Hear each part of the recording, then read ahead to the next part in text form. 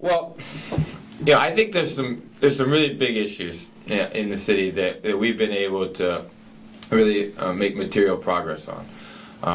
We talked about some of the services to low-income residents, which I don't think are anything to sneeze at. I think that those go in our yes list of things that we've been able to move the ball on. And Nichols' name came up earlier, but Nichols is the point person on driving home our exit from all of the consent decrees, from Evans, from LaShawn, from Jerry M., from Petty's, and obviously he is an appointee that's pretty much a part of our administration. So I'll, for just the purpose of this conversation, those are some of the more important services to low-income residents.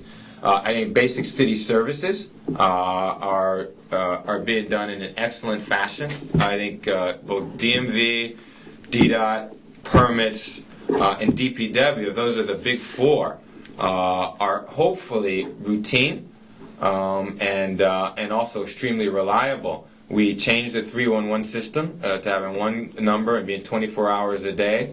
I think all of this kind of goes to my style as city council member, the mayor, being very hands-on, focused on details, focused on responsiveness. Third issue, economic development. We exited an approach early in my administration, which had the government owning a lot of things. NCRC, AWC, maybe they were good ideas, but they had become living, breathing organisms that kind of I thought weren't getting anything done. So we moved all the properties back under the deputy mayor's office, and they've been able to work with the private sector to get them out to the private sector. And lots of those properties, like take the new Marvin's, which is going to open up on Lower Georgia Avenue, we're doing something with them just 3 short years later. Two more things. One, public safety. Fire department. 4 years ago was a place where no one had confidence in.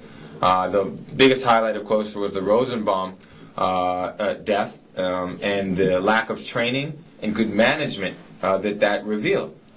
You rarely hear about problems like that under Chief Rubin, and when you do, we are quick to take the microphone, show exactly where the problem was, and let you know who's being held accountable. And of course, I think Kathy Lanier, as chief, maybe she was the most questioned person, who I hired in the last 4 years. And now, these polls show that she's got the highest approval rating of anyone. And you hear that on the street. You hear that because she's got the best combination I've seen in a big city police chief of being tough on crime, but also understanding all the complexities that come into play in a city as diverse as ours. And then lastly, schools. You could certainly compare me with any of the people running against me on school reform. I think our positions are the most aggressive, most reform-minded, and will advance the ball and yield the most results. But we're only the 4th mayor in the history of the country to be able to advocate for and take over the school system.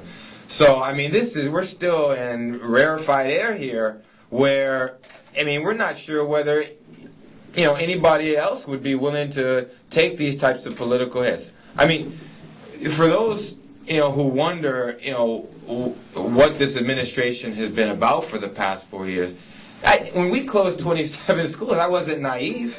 I didn't think that somehow we were going to do this and I was going to still be able to win 142 precincts. We knew that if you close 27 schools, it's going to have great political ramifications. Or when you fire half the central administration, or if you start to have, an impact study which holds teachers accountable, the people are going to get very upset. But it was the right thing to do.